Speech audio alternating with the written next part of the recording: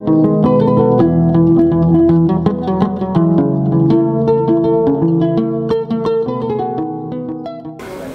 donc bonjour à toutes et à tous. Un grand merci pour votre présence, mais surtout votre attention. C'est un plaisir donc, et un honneur pour nous de modérer ce panel dans le cadre de cette importante conférence qui a trait au cinquantenaire de la CEDEAO. Notre thème du jour donc, touche au cœur des préoccupations de notre région, à savoir garantir un espace démocratique solide où chaque citoyen peut jouir pleinement de ses droits et libertés fondamentales.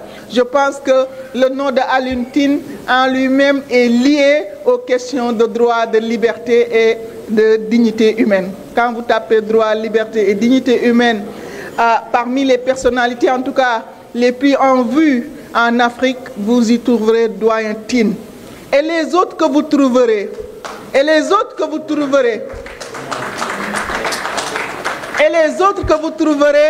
ont été pour la plupart inspirés, formés ou accompagnés par le doyen Tine. Des applaudissements donc pour le président Tine.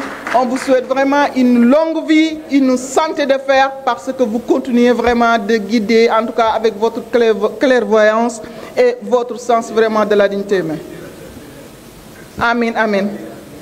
Donc nous aurons aujourd'hui l'occasion de réfléchir ensemble grâce aux contributions de nos invités de qualité. C'est vrai qu'on a eu beaucoup d'experts, mais en tout cas, ce panel est également très bien servi. Donc nous allons réfléchir ensemble donc, sur les pistes concrètes permettant de relever les défis. Et merci encore pour votre engagement et votre participation active. La présentation, Mathias Mpé, que tout le monde connaît déjà, donc Mathias qui était donc ici même à Osiwa, directeur régional, donc actuellement directeur régional de la Fondation internationale pour les systèmes électoraux. Et comme intervenant, nous aurons Ibrahima Sall, M. Ibrahima Sall, donc directeur exécutif de Trust Africa, qui œuvre beaucoup sur les questions de justice, que je connais plus sur les questions de justice pénale internationale. Madame Fatou Diagne Senghor également, que nous connaissons très bien, surtout qui est actuellement donc, qui est défenseur des droits humains, mais également qui a été très connu également avec l'article 19 et qui l'a vraiment fait monter d'un cran. Donc Fatou, merci, c'est un plaisir également de vous avoir. Monsieur Paul Osekufo, directeur donc au CDD Ghana, coordonnateur réseau Wadamos également. Hier, il a fait de très belles contributions. Et comme modératrice, donc, oui, comme modératrice, donc, moi-même et rapporteur Mohamed Kamara, Conseil national de la jeunesse. La jeunesse a eu sa part belle quand même dans cet atelier, comme également le monde du digital. Ça également, c'est une innovation qu'il faut saluer dans cette conférence. Donc, Monsieur Mathias Mpé, donc je vous laisse, vous allez vers la présentation. Le temps sera rigoureusement, j'espère, respecté. Bonjour à tous et toutes mes excuses d'avoir bousculé un peu l'organisation pratique de l'atelier. Donc, moi, je voudrais partager avec vous quelques diapos sur la manière dont je vois se poser les questions, les défis liés à la démocratie et aux droits humains dans l'espace CEDEAO et ce qu'on pourrait faire pour rebâtir, n'est-ce pas, une CEDEAO démocratique et respectueuse des droits humains. Je vais partir directement sur l'introduction. Je crois qu'avec le temps que nous avons, je vais aller relativement vite. Je suis supposé introduire les discussions sur comment bâtir un espace régional plus démocratique et respectueux des droits humains. Ceci se justifie par le fait que l'espace régional fait depuis quelques années face à plusieurs défis majeurs, surtout en ce qui concerne la démocratie et les droits humains. Mais d'abord, je vais rappeler, moi, ce que je vois comme les défis qui s'opposent à nous avant de proposer quelques pistes. Je vais utiliser beaucoup de données statistiques pour illustrer mes propos, donc venant de Afrobaromètre, VDM, Freedom House, etc. Donc je remercie naturellement Africa Jom et les organisateurs de m'avoir associé à cette rencontre. Le premier défi défi que moi j'ai vu quand je vois l'espace CEDEAO, c'est le défi de l'application des tests. La CEDEAO a beaucoup d'instruments, beaucoup de mécanismes, beaucoup d'outils, mais qui ne sont pas appliqués. Vous avez pour prévenir et gérer les conflits. Vous avez pour renforcer la démocratie et la gouvernance politique de façon générale. Vous avez des mécanismes pour renforcer les droits humains et l'état de droit, pour garantir la liberté de presse et le secteur des médias, renforcer la gouvernance des ressources naturelles, etc. Vous avez tous ces mécanismes qui existent. Malheureusement, la CEDEAO ne les met pas en pratique la plupart du temps. Et je vais illustrer juste par ce mécanisme d'alerte précoce. Si vous le lisez, la manière dont c'est conçu, la manière dont c'est mis en place, vous avez un instrument normalement qui peut aider la CEDEAO à réduire, n'est-ce pas, l'avènement d'un certain nombre de crises que nous connaissons dans la sous-région. Si vous prenez le conseil des sages de la CEDEAO, on a un conseil des sages. Et nous savons que nous sommes en Afrique et le poids que nous accordons, n'est-ce pas, au rôle que des personnes d'une certaine nature peuvent jouer. Nous avons un mécanisme de suivi, évaluation. Les citoyens sont de plus en plus frustrés par la manière dont la démocratie fonctionne. J'ai mis là seulement les pays qu'on considère comme les modèles dans la sous-région. C'est le Ghana, c'est le Sénégal, le Bénin, le Cap-Vert. On considère qu'ils faisaient mieux en démocratie. Regardez entre 2013, 2011, 2013 et 2021, 2023, vous prenez par exemple le Ghana, ils ont perdu presque 23 points en matière de satisfaction du fonctionnement de la démocratie. Malgré tout ce qu'on voit au Ghana, les citoyens sont de plus en plus frustrés par la manière dont la démocratie fonctionne. Vous prenez le Sénégal, c'est presque 20 points entre 2011 et 2023. C'est-à-dire qu'il y a 20 points de moins en pourcentage de citoyens sénégalais satisfaits par la manière dont la démocratie fonctionne. Vous avez ensuite le Bénin et le Cap-Vert. Donc, les citoyens ne sont pas contents de la manière dont la démocratie fonctionne. Vous regardez les taux de participation, je prends encore les mêmes pays. Vous voyez qu'en 1991 à 2016, la moyenne du taux de participation, par exemple, si vous prenez le Bénin, c'est 76%, le Cap-Vert, c'est 50%, le Ghana, 71%, le Sénégal, c'est à peu près 48%. Vous venez aujourd'hui, 2021, vous voyez que ces taux diminuent dans tous les pays. C'est-à-dire qu'au fond, on ne s'en rend pas compte, même ici au Sénégal, avec toute la ferveur qu'il y a eu la dernière fois, le taux de participation n'a pas tellement augmenté. C'est-à-dire que les citoyens ne se sentent plus concernés d'aller vraiment chercher à participer. Maintenant, je ne vais pas m'étendre beaucoup sur ça, mais je voulais dire aussi que c'est comme si la CEDEAO manquait de capacité d'adaptation à l'évolution de la situation dans la région.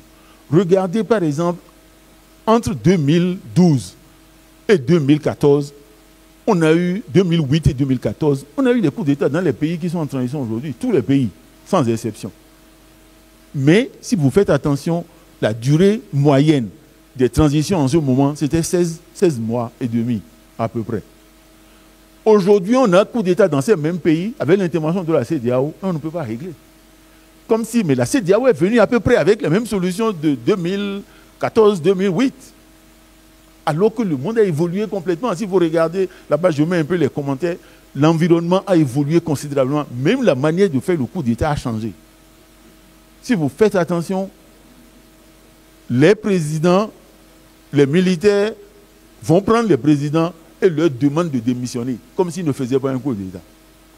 Ça s'est passé au Burkina. Le président a accepté de démissionner. Ça s'est passé au Mali. Les deux pays où les présidents ont refusé de démissionner, un au Niger est toujours en prison, Guinée, il est en exil.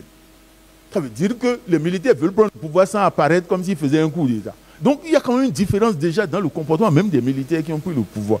Mais il semble que la CEDEAO n'a pas tenu compte de ces éléments. Bon, donc ce que je vais faire, je vais essayer de finir comme ça. D'accord? Alors, après avoir montré ces défis, ce que je voulais tenter ce que j'allais dire, c'est partager avec vous les réformes qu'on peut faire pour améliorer, n'est-ce pas, la qualité de la démocratie et la qualité de la démocratie et des droits humains dans la sous-région.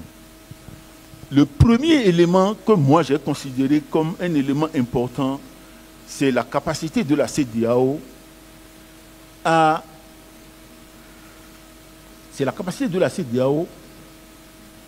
revoir les valeurs pour lesquelles nous sommes ensemble. Ce que j'appelle les valeurs pour lesquelles nous sommes ensemble, si vous lisez tous les textes, que ce soit le protocole sur la prévention des conflits, que ce soit le protocole additionnel sur la démocratie, nous sommes partis avec des valeurs. Je crois que ce sont ces valeurs qu'on doit, dans un premier temps, revoir. Et pour les revoir, il y a quelques mécanismes dont on peut tenir compte. Mais on ne sait pas réagir suite à la lettre. Il y a des pays qui sont allés en crise alors que les données montraient depuis des années que ces pays allaient dans des situations difficiles. Et donc je crois que le dernier, pour m'arrêter là, je ne voulais pas...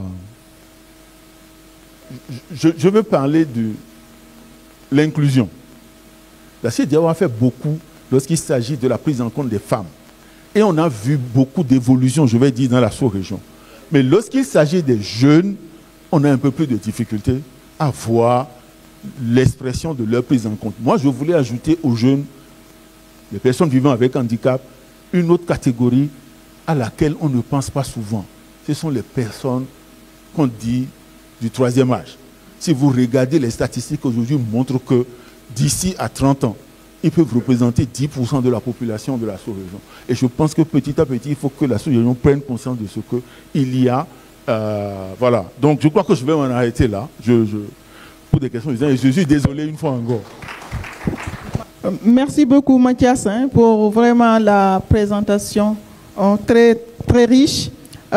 Si on avait la chance de voir les diapos, je sais combien vous tenez aux chiffres pour les illustrations. J'espère que le rapport fera état vraiment de la situation au niveau des données statistiques. Donc, comme on l'avait abordé tout à l'heure, notre panel, c'est comment bâtir un espace régional démocratique ouest-africain respectueux des droits humains et des libertés fondamentales. Mathias a essayé donc de mettre vraiment quelques idées donc dans le panier en revenant donc brièvement sur les défis démocratiques, à savoir le déclin de la démocratie qui n'est pas une exclusivité de la CEDEAO, et je pense que sur ce point on doit également tenir compte des leçons apprises ailleurs. Il y a également la question de revenir sur les valeurs, et j'ajouterai les valeurs même africaines, donc je pense que ce sont ces valeurs qui fondent même notre cadre juridico-institutionnel au sein de la CEDEAO, la redevabilité qui est à la mode, les questions de la transparence, de la reddition des comptes, mais également l'adaptation de nos textes également au contexte actuel de la CEDEAO. Pour aller rapidement, parce que je veux vraiment que ce panel soit le panel qui sera le plus respectueux des droits du timing. Donc, quelques questions donc, aux autres intervenants que j'invite à rejoindre donc, le présidium, à savoir M. Ebrima Sall de Trust Africa, Mme Fatou Diagne Senghor, donc défenseur des droits humains, M. Paul Ossi Koufour, du coordonnateur réseau Wademos. Voilà. Donc, qui sont tous des experts, on l'avait dit tout à l'heure. Donc, après la brillante présentation de Mathias, qui a permis de définir un peu les contours de notre thématique, on voudrait quand même que vous reveniez avec nous, parce que la question du panel, c'est comment. Donc, que vous reveniez avec nous sur quelques éclaircissements et compléments. Vous êtes tous des expérimentés de la société civile africaine et de la même société politique. À partir de votre expérience, quel est aujourd'hui pour vous le levier principal pour consolider la démocratie et les droits humains en Afrique de l'Ouest? Ce sera donc ma première question pour M. Ebrima Sall. J'inviterai également les autres donc, à partager leur point de vue. L'autre question, c'est quelles réformes institutionnelles sont pour vous nécessaires? Quelles sont les réformes vraiment institutionnelles qui sont nécessaires? Et comment impliquer davantage la société civile que nous sommes, les médias et les jeunes, donc, dans cette dynamique afin de retrouver effectivement cet espace vraiment où il y aura l'éclosion des droits humains et des libertés fondamentales, comme le voulaient les pères fondateurs. Merci donc aux femmes d'abord. Merci, professeur, ma chère Léami. Bonjour à tout le monde. I think Matthias set the stage. I think he talked about the worrying trends. We will not come back to them, the democratic setbacks, what we've seen in terms of elongation of terms in power by ways of changing the constitutions controversially. And I think we've also seen that even countries that were doing slightly well are now, in the gray area. He mentioned Senegal, he mentioned Ghana, he mentioned Benin. I think what sometimes we forget about Benin.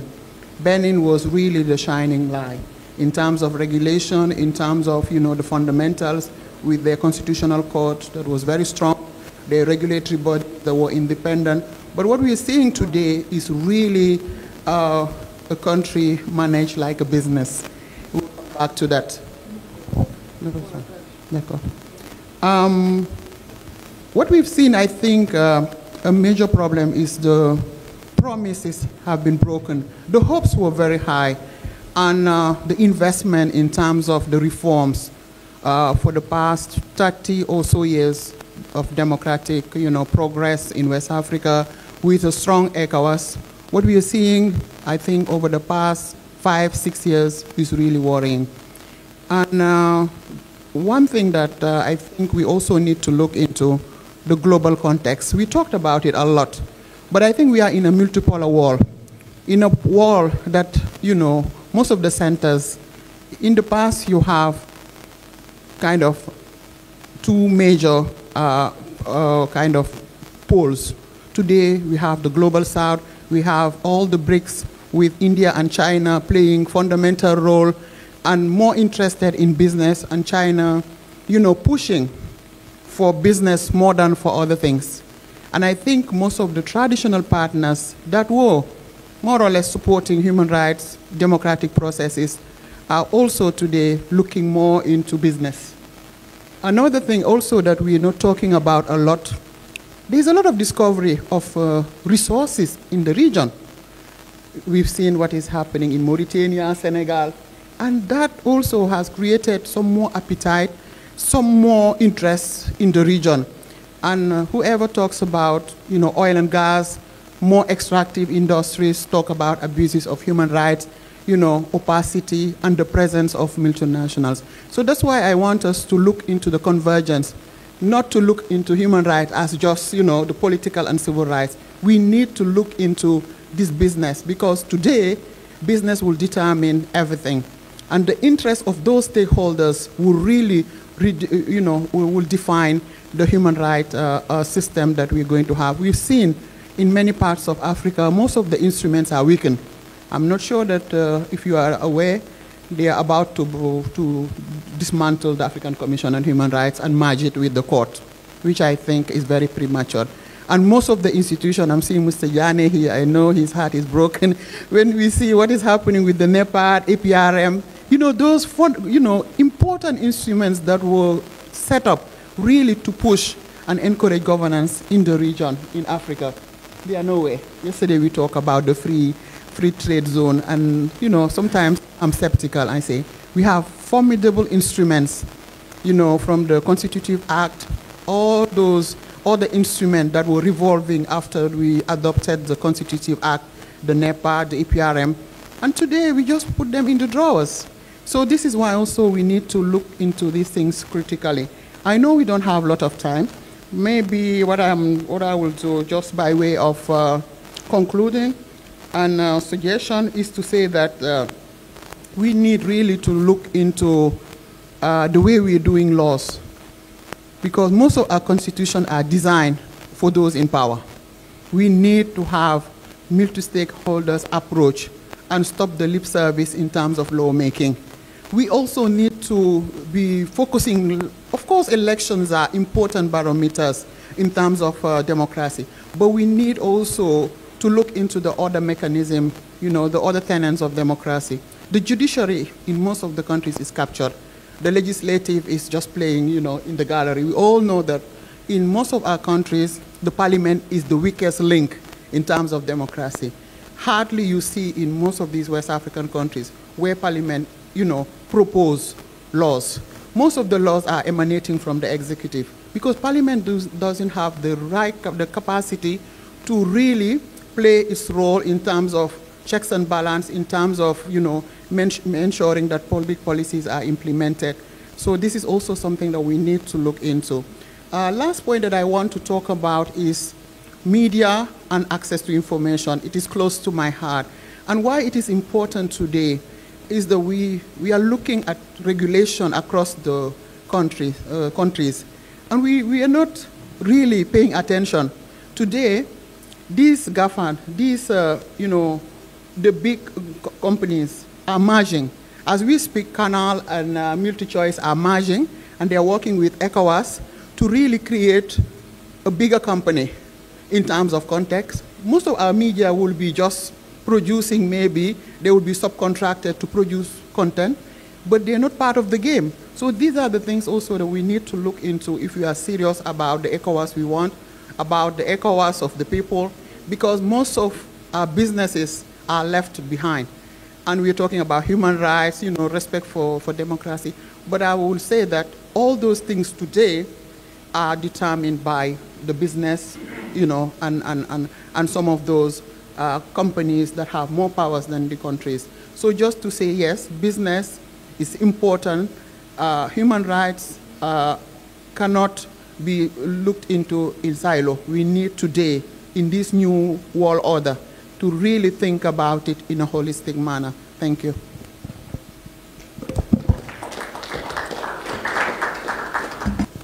Bonjour. Bonjour à tous. Et merci à Mathias d'avoir bien campé le débat. Mais avant de dire les quelques mots que j'ai envie de dire maintenant, c'est juste saluer notre frère aîné, Abdoulaye Diané, qui a été sous-secrétaire général des Nations Unies et secrétaire exécutif de la Commission économique des Nations Unies pour l'Afrique, qui a œuvré beaucoup. Il a été le fondateur de l'Institut africain de la gouvernance, dont la mission principale était de repenser la gouvernance à partir de l'Afrique, qui a joué un rôle dans la transformation de la CEDEAO, de ce que c'était avant, à la structure que ça a pris après. Donc vraiment, thank you so much, brother. Salut également, je le disais dans l'autre panel tout à l'heure, on avait, je ne sais pas s'il est encore dans la salle, mais Vieux Savané, qui est l'un des fondateurs du groupe Sud, qui a joué un rôle extrêmement important dans le processus de démocratisation en Afrique de l'Ouest. On ne se rend pas compte à quel point le rôle d'une presse indépendante a été important dans cette région-là. Et les saluer tous, saluer bien sûr les écrivains et tous nos aînés, les ambassadeurs qui sont présents ici. Je voudrais prendre juste nous ramener un petit peu, one step back. Je crois que le contexte dans lequel on a cette conversation a été rappelé hier un peu. Et plusieurs personnes en ont parlé. Et Fatou, tu viens de faire référence à nouveau aux grands bouleversements qui ont eu lieu, monde multipolaire. Et c'est dans ce contexte-là qu'on a cette conversation. Et la question qu'on doit se poser en tant que Ouest-Africain, c'est en fait comment comprendre ce qui se passe et comment nous repositionner. Et c'est dans ce sens-là seulement que la CEDEAO peut avoir un sens et une nouvelle compréhension de sa mission et de ce qu'elle devrait faire. Il faut qu'on sache penser en tant qu'Ouest-Africain. Et tant qu'on est en train de penser en tant que Gambien ou Halpulaar, on va perdre du temps, mais on n'aura pas une communauté régionale. Donc penser Ouest-Africain. C'est-à-dire que le professeur Thierry Monenebo le disait tout à l'heure dans le panel, on a des choses à revoir dans notre histoire et dans nos cultures, des choses qui peuvent encore nous inspirer et qui ont trait à la démocratie et au fonctionnement de nos sociétés. Donc, nous inspirer de ça pour penser véritablement en tant que nous-mêmes et pour nous-mêmes. Alors, je le disais pour la deuxième raison, c'est le deuxième point que je veux soulever. Aujourd'hui, on ne peut plus parler de la démocratie comme quelque chose d'évitant. Hein? La démocratie ne marche nulle part. L'Occident n'est plus une référence. L'Occident nous démontre tous les jours qu'ils font fi des droits internationaux, de toutes les valeurs qu'ils nous ont vendues jusqu'à présent. On a eu de l'autoritarisme naître dans l'Occident. Ce n'est plus une référence. Donc, et on a dans nos sociétés et dans notre histoire des expériences démocratiques véritables. Donc là où nous sommes aujourd'hui, on est obligé de réimaginer la démocratie. D'accord? Et en donner le contenu qui correspond aux valeurs, parlant des valeurs justement, et Mathias en a parlé tout à l'heure, des valeurs, et il faut qu'on réimagine la démocratie. Et d'autant plus que les gens ont montré qu'ils n'y croient plus. La démonstration de Mathias était très claire. Les gens n'y croient plus à la démocratie. Dans la plupart des cas, elle ne marche pas. Et c'est pour ça qu'on applaudit les coups d'État quand ils se font. Ça veut dire qu'il y a un problème. Et donc, et même là où ça marche, les problèmes ne sont pas réglés. On dit que les problèmes d'emploi, de sécurité alimentaire ne sont pas réglés, même là où ça semble marcher. Donc il y a de quoi faire. Il faut réfléchir. Il faut réimaginer la démocratie. Et la semaine prochaine, Trans-Africa et Afrobarometer, on a fait une étude dans les 15 pays d'Afrique de l'Ouest. On va discuter justement des résultats de cette étude-là la semaine prochaine à Accra. Paul, you are here. We're going to do it with you at CDD Ghana next week. Pour voir, en fait, quel est l'état de la démocratie. Mais l'ambition, c'était précisément de revoir cette question de démocratie et lui donner un sens, en fait, véritable dans le contexte aujourd'hui et à partir de là où nous sommes et des ambitions que nous avons pour nos sociétés. Parce que le modèle occidental, là, ce n'est plus une référence. Troisième chose que je voulais dire, c'est quand même, on ne peut pas imaginer une démocratie ouest-africaine sans citoyens ouest-africains, sans une société civile ouest-africaine. Et justement, et l'une des plus grandes questions qui sont restées irrésolues dans nos contextes jusqu'à aujourd'hui, c'est précisément la question de la citoyenneté. On est dans ce pays, dans ce continent où on peut se réveiller pour s'entendre poser des questions par rapport à son grand-père ou sa grand-mère, d'où ils sont, vous êtes d'où, vous n'êtes pas là, vous n'avez pas accès à la terre, vous n'avez pas accès à ceci, à cela, parce que vous êtes censé être étranger. On a vécu une chose étrange sous Yaya Jammeh, qui subitement a dit que tous les mandingues en Gambie étaient des étrangers qui ne pouvaient pas prétendre à accéder au pouvoir. Donc, la question de citoyenneté est restée irrésolue dans notre contexte. Donc, il faut... Pardonnez-moi de vous relancer, mais quelle alternative? Comment faire pour bâtir cette citoyenneté? Comment faire? Mais justement, il faut revoir les bases de la citoyenneté, comment elle est définie. Il faut sortir de ce natalisme-là. On est tous des migrants. Il a été démontré qu'en Afrique de l'Ouest, au moins les 2/3 des personnes, là où ils sont aujourd'hui, leurs arriérés ou leurs aînés n'étaient pas de là-bas. Donc tout le monde bouge. C'est le continent de la mobilité, justement. Le continent africain, c'est le continent où les gens bougent le plus, qui concentre le plus des déplacés internes, qui concentre le plus des migrants, qui concentre le plus des réfugiés. Donc on ne peut pas être dans ce contexte-là et avoir une définition étroite de la citoyenneté. Donc les bases juridiques et les bases véritables de la définition de la citoyenneté, il faut le revoir.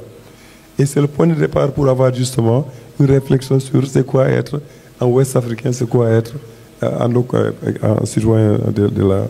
Et c'est là où aussi il faut penser société civile ouest-africaine et connecter les mouvements. Il y a des mouvements paysans, il y a des syndicats, il y a des mouvements de professionnels, les avocats, les médecins, ils sont connectés. Encourager les gens à réfléchir au-delà des frontières. J'ai passé beaucoup d'années à travailler au CODESRIA et l'une des choses que le CODESRIA a réussi à faire, c'est justement de créer une communauté intellectuelle qui transcende toutes ces barrières-là, disciplinaires, linguistiques, régionales, etc. Quatrième chose que je voudrais dire, c'est qu'en fait,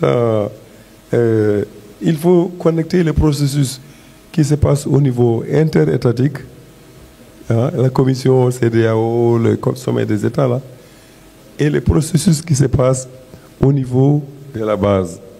D'accord? Il y a des mouvements citoyens spontanés qui ont émergé dans la région, qui ont inspiré les uns des autres. On est au Sénégal, on a vu Y'en a marre qui est né ici, qui a inspiré la création des ballets citoyens au Burkina, qui a inspiré la création d'autres mouvements ailleurs. Et ça, c'est le plus récent. Il y a d'autres mouvements qui existent. Eh bien, ces processus-là sont absolument pas pris en compte par les conversations autour de la CEDEAO sur la démocratie. Et pourtant, c'est là où les jeunes sont mobilisés. C'est là aussi dans les réseaux comme les Africtivistes et les autres là. C'est là où les gens sont mobilisés.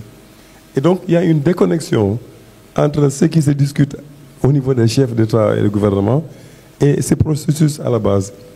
C'est la même chose au niveau des affaires, l'économie informelle, l'économie transfrontalière, etc. Et ce qui se fait au niveau de la Commission. Si on ne connecte pas les deux niveaux, on ne peut pas avoir une communauté qui est vraiment une communauté de peuples. Et je vais aller plus vite maintenant, très rapidement. La quatrième chose, ou cinquième, Mathias l'a dit, il faut faire fonctionner nos institutions. On a des bonnes institutions, la Cour, et il y a le Parlement CEDEAO. Je vais dire deux mots de plus du Parlement de la CEDEAO.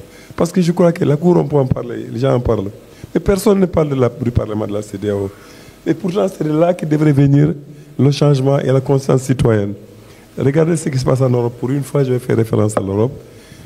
Les gens ont des élections universelles directes pour élire les députés européens. D'accord? Donc les débats qui se mènent au niveau de la Commission européenne sont ramenés dans les communautés de chaque pays. Et quand il s'agit de faire des élections, parce qu'il faut expliquer, sur la question de l'environnement, si je suis élu, voilà ce que je vais promouvoir comme position. Sur la question écologique, sur la question de l'emploi, sur la question du commerce, etc. Il faut un Parlement CEDEAO élu directement par les populations qui légifère, qui édicte des normes et qui s'impose à tout le monde. Et à partir de ce moment-là, les gens vont prendre une plus grande conscience de la dimension régionale et le problème de la compatibilité entre ce qui se fait dans tel pays et dans tel pays ne se posera plus. Et ça, c'est une illustration de comment on a des institutions qu'il faut repenser et faire vivre véritablement. Je peux en prendre d'autres exemples, mais je vais juste en rester là pour verter. Et je vais aller maintenant, pour finir, très rapidement, les questions de sécurité ont été discutées amplement, je ne vais pas revenir là-dessus. Mais je voudrais juste revenir sur les questions des droits économiques, sociaux et culturels. Et lier le fait que ce qui est Fatou, auquel tu faisais allusion à l'instant là. En fait, quand les gens ils bougent, ils protestent, souvent c'est pour des raisons basiques, de santé, de nourriture, d'emploi et tout ça. Les questions économiques, c'est ce qui fait sortir les jeunes dans la rue souvent. C'est ce qui a fait élire le gouvernement Pastef au pouvoir au Sénégal. C'est ce qui a fait rendu populaire les militaires quand ils arrivent au pouvoir, à part les questions de sécurité, c'est vrai. Mais il y a les problèmes d'emploi et pourquoi les gens risquent leur vie pour vouloir aller en Europe, ou prendre les pirogues ou traverser le désert. Donc les questions de vie, d'emploi, de bien-être sont des questions fondamentales. Et ce sont les questions des droits économiques, sociaux et culturels. Et une des choses que l'Afrique avait bien fait, et c'est une particularité de la charte africaine, c'est dès le départ, c'est de mettre au même niveau les questions de liberté civile et droits civiques et les questions des droits économiques, sociaux et culturels. Je parle sur le contrôle des spécialistes qui sont dans la salle. Ibrahima Kane est là, Djigan Senghor est là, d'autres sont là, ils connaissent bien ces questions mieux que moi. Mais c'est une des grandes forces de la charte africaine des droits de l'homme et des peuples, c'est justement de dire qu'on n'a pas cette histoire de droits de première génération, deuxième génération, mais que tous les droits sont importants, ils sont liés. Alors, je vais en rester là pour ne pas abuser de mon temps. Oh oui. Pour dire finalement... J'ai perdu déjà mon titre de champion de modération. Bon, je pense que quand même c'est important comme débat. Oui. Je termine juste pour dire que finalement, vous savez, l'écrivaine ghanéenne qui est décédée, je crois, en 2023, Amata Aïdo, en 1990, elle a écrit une pièce qui parle d'une fille qui deviendra un roi, une fille roi the chicken. Right? Amata Ido parle de cette fille qu'on avait demandé ce qu'elle voulait faire quand elle sera grande. Elle dit qu'elle voulait être roi. On lui dit, attends, c'est pas possible. Toi, fille, tu vas être roi, parraine. Elle dit, oui, oui, je veux être roi. Hein? Et effectivement, 25 ans plus tard ou 30 ans plus tard, non, en 2026, je crois, d'après sa projection, cette fille devient la présidente de la Fédération des États d'Afrique unie. Mais elle était tellement puissante comme femme présidente que les gens disaient non, non, ça, c'est pas une reine. This is chicken. C'est une femme roi, en fait. Pour dire que les questions des genres, des femmes, ce sont des questions qui sont tellement fondamentales et qu'on peut parler de démocratie dans l'abstrait. Mais si on ne règle pas les questions de patriarcat et de la marginalisation au niveau micro et dans les familles, et qu'on accepte une bonne fois pour toutes que finalement, si on ne règle pas le problème de la libération véritable des femmes, il ne faut pas se perdre son temps à parler d'autre chose. Et le mouvement féministe a démontré ça. Et on disait qu'on lutte pour l'indépendance ou pour le royaume politique et après les autres problèmes seront réglés. Et aucun problème n'a été réglé avec ça. Donc les gens disent qu'on ne laisse plus ces questions jusqu'à plus tard. Il faut les prendre en charge dès maintenant. Voilà, je vais arrêter ça et désolé d'avoir pris du temps. Non, avec votre conclusion là sur les questions de femmes, on vous tire le chapeau. Merci beaucoup. Donc, allez-y, Monsieur Paul Osei-Kuffour. Merci beaucoup. Bonjour. Thank you. Good morning. I think I'll just piggyback on some of the issues that have been raised earlier because they resonate strongly with my own positions and perspectives. First of all, I think there is that consensus that we all appreciate and commend the idea of integration.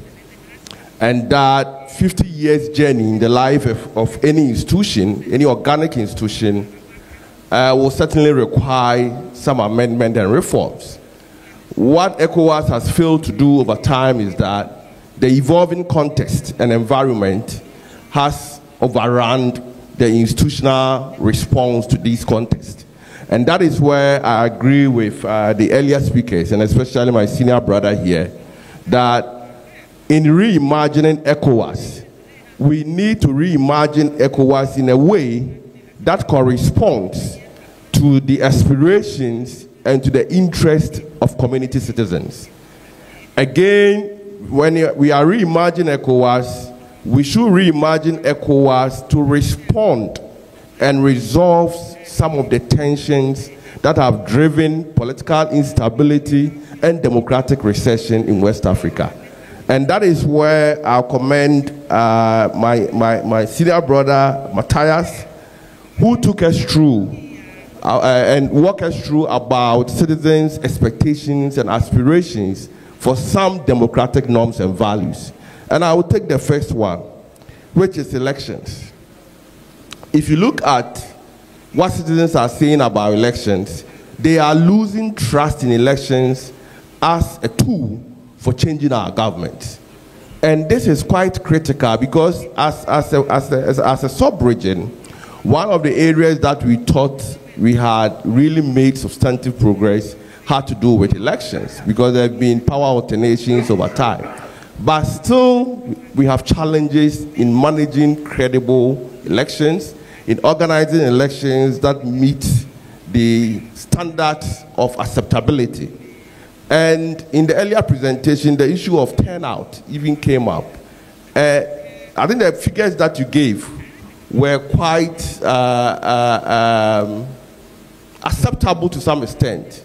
But if you look at the Nigerian election recently, I think the voter turnout was 26.72, far lower, unprecedented, if I may use that word, even on the sub-region. So it tells you the level of the declining trust and the level that citizens are losing confidence in elections as a means of changing government. There is also support for term limits, which has already been expounded earlier. And if you look at AB data, support is very high. So any reform should be aligned to some of these values where citizens have shown strong support and confidence in some of these values. Another area of interest is how we respond to unconstitutional changes of government. And if you look at what has really disrupted the foundation of ECOWAS, is how we responded to the changes in Mali, Burkina Faso, and Niger. Basically, that was the Achilles heels, and that caused serious discomfort for the regional body. And if you have to reform, then we must look at future proposals in addressing the issues of unconstitutional changes of government. It appears the use of sanctions in a multipolar environment will appear to be counterproductive. So we need to use sanctions in a very measured way that does not create this kind of distortion. And we are thinking that sanctions must be graduated. You don't get up one day and then you decide to deploy the military or whatever.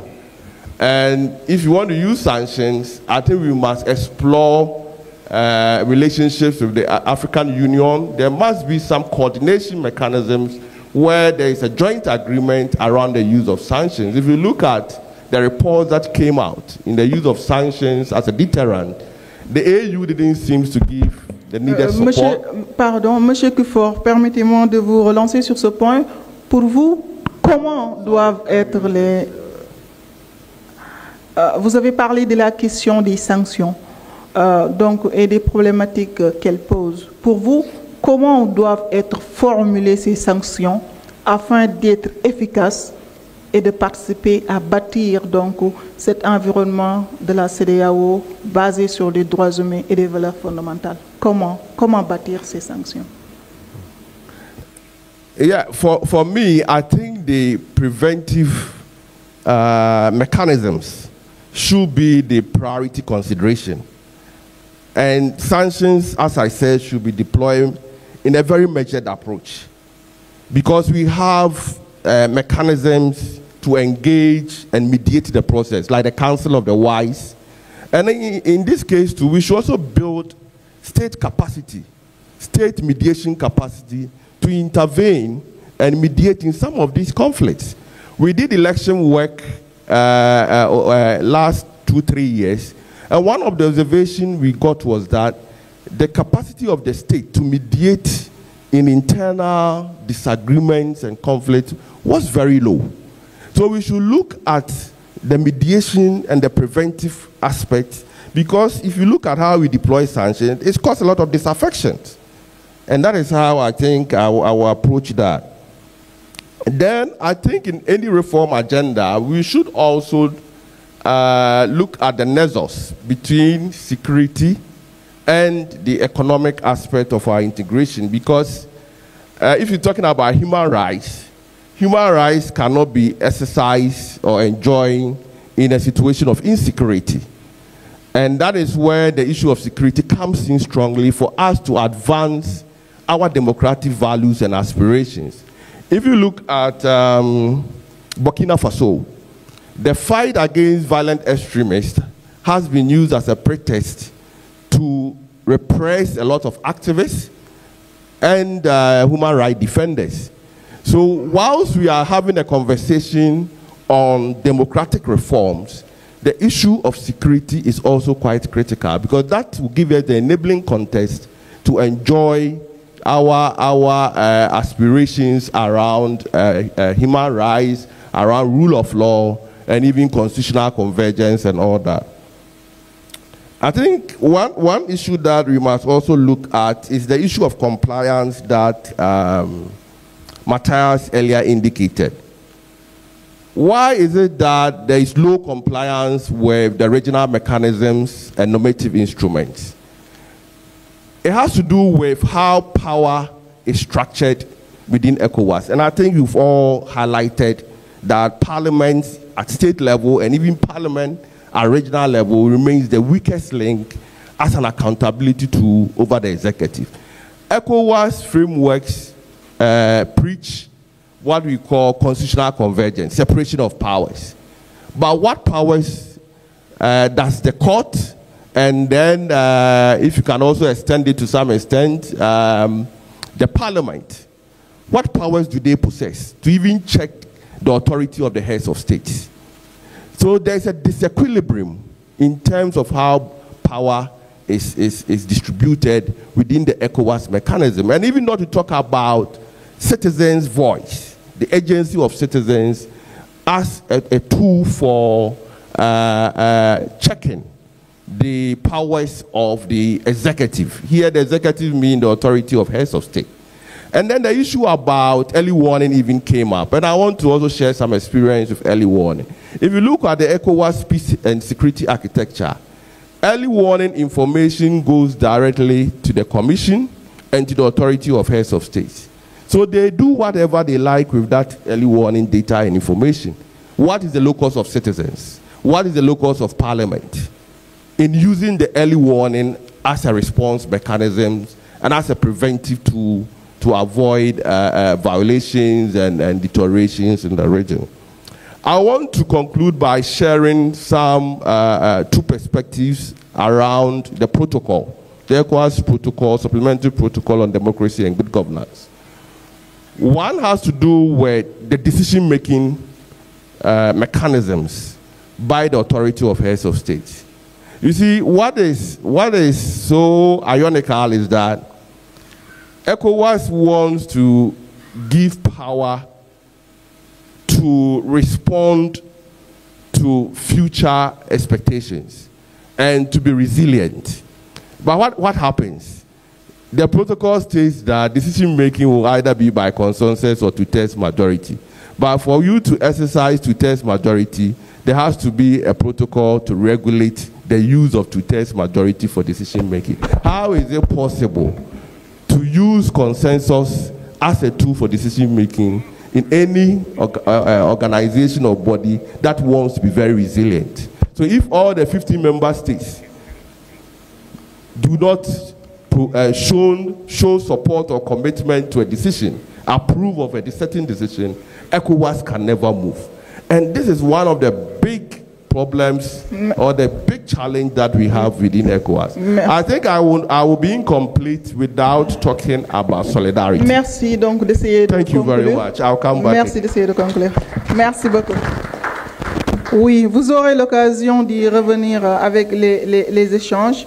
Donc, je voudrais donc faire une petite synthèse et laisser donc le public essayer de poser des questions.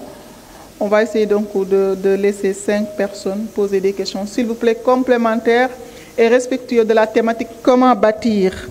Comment bâtir? Là, ce sont des solutions. On a parlé donc depuis hier, on parle des problèmes au sein de la CEDEAO et là, on cherche des solutions pour vraiment participer activement à relever les défis donc communautaires. Comment bâtir un espace régional démocratique ouest-africain? Telle est la question principale. D'après les panélistes, donc, nous évoluons dans un monde multipolaire où, malgré les tensions et les mutations, il y a la pertinence toujours et la persistance de la question des droits humains et des libertés fondamentales. Et à titre donc des recommandations, donc, on a vu les recommandations liées aux réformes institutionnelles et comment de telles réformes doivent être alignées à nos valeurs avec des mécanismes de sanctions priorisant les moyens alternatifs de règlement des différends, à savoir la médiation ou bien donc le règlement amiable des différends. Il y a des sous-points, donc je me passerai de ces sous-points vu que le temps nous est compté. Je vais verser ça après auprès du rapporteur. Il y a également l'autre point sur l'implication de la société civile, des médias et des jeunes. Là également, comment de tels acteurs doivent être des citoyens engagés, convaincus des causes communautaires et jouant pleinement leur rôle dans l'alerte précoce, la promotion des droits humains, mais surtout l'unité communautaire. Et donc là également, il y a plusieurs sous-points qui ont été annoncés par nos éminents experts que je tâcherai de partager avec les rapporteurs.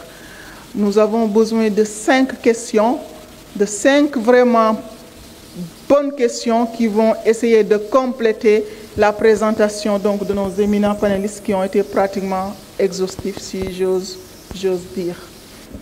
Madame, are you treating us not the reaction? Yes. Just questions. Question, reaction. Yeah, reaction. No, Ouais. I have no question whatsoever. Contribution. No, I just want to commend the presentation of these eminent personalities and eminent persons.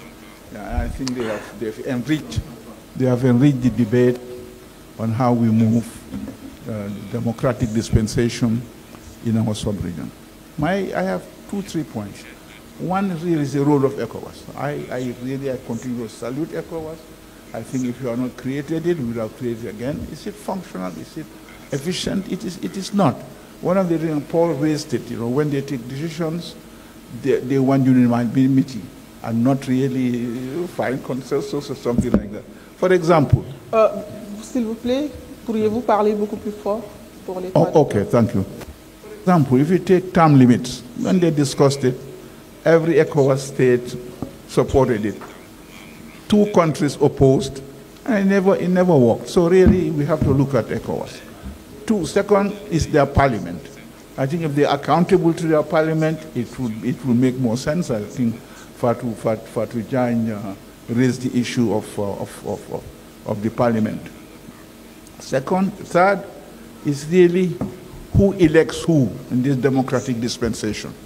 I have a feeling unless we empower our young people and our women, we will not have the type of democracy we are looking for. And the young people, let me give you a statistic, maybe I'll stop there. In Gambia, 69% of the population are young people. And they control the majority of those who vote. Unless we encourage them to vote and to put in governments that they like and respond to their needs, it will not work. And that's the same in most African countries. The youth and the women, empower them, encourage them. If you do that, we'll have a different Africa. And I think I just have one last, because you are looking at me with a bad eye. I will tell you that I want us to also debate the role of the military. Do we need the military? What do we need the military for? I think it's a critical, and I want the panel to respond to that.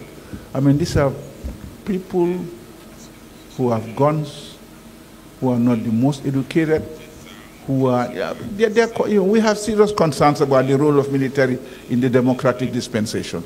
So let us debate it, let us decide on what is it we could do. And finally, we have many instruments that we have put in place.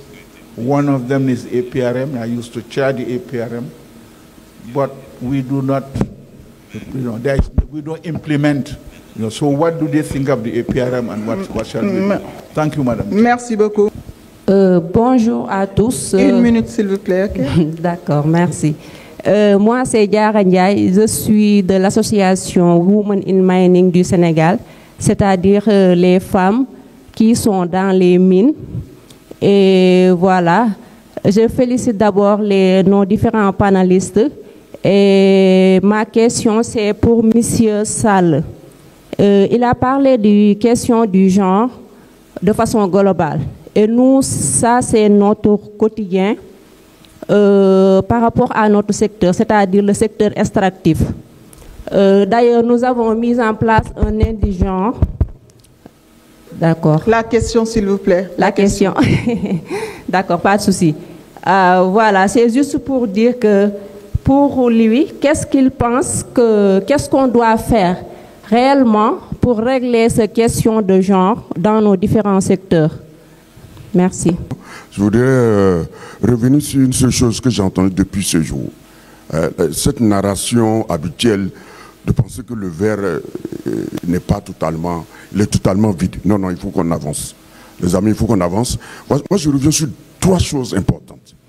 C'est la pédagogie, l'éducation, la pédagogie. C'est-à-dire, pour moi, je partage une belle expérience. L'Union africaine est en train d'enseigner aujourd'hui la charte sur la démocratie les élections dans les écoles primaires. Mais on demanderait à la CEDEAO de le faire. Depuis le primaire jusqu'à l'université, qu'on enseigne désormais le protocole additionnel de la CEDEAO sur la démocratie et les élections, pour que les choses changent demain. C'est de ça qu'il s'agit. Donc aujourd'hui, concentrons-nous sur cela. On lance un appel à tous les bailleurs de fonds, tous nos partenaires, d'assister un peu tous nos jeunes, d'assister toutes les sociétés civiles dans les différents pays. Nous, on le fait en Côte d'Ivoire. On a encore besoin de soutien. Donc c'est cet élément important. Dernière chose, madame, pour terminer. Il y a aujourd'hui la notion d'amour pour son pays et donc pour sa sous-région. Oui, nous n'aimons pas notre sous-région. Il faut enseigner l'amour pour la sous-région. Que vous le voulez ou pas, la CEDEAO, c'est nous. La CEDEAO ne fera pas autre chose que cela. Il faut, vous voyez, en Europe aujourd'hui, vous avez les populistes. Vous avez autre chose. Mais d'abord, l'élément commun, c'est l'Europe. L'élément commun, c'est l'Europe. Mais il faut que nous aussi, on l'enseigne à nos plus jeunes. Voilà un peu ce que je voudrais dire. Et je souhaite qu'on continue comme ça pour que nos jeunes comprennent que nous, en tant que dévanciers, voici un certain nombre de valeurs partagées qu'on pourrait leur laisser. Merci. I'm just going to make three proposals quickly in terms of to be propositional. So one is the issue about institutional building and institutional strengthening. There has been a proposal to amend the role of the ECOWAS Parliament. This has been talked about as far back as 1994. And it was talked about again several years ago, but they have not managed to move forward on that amendment.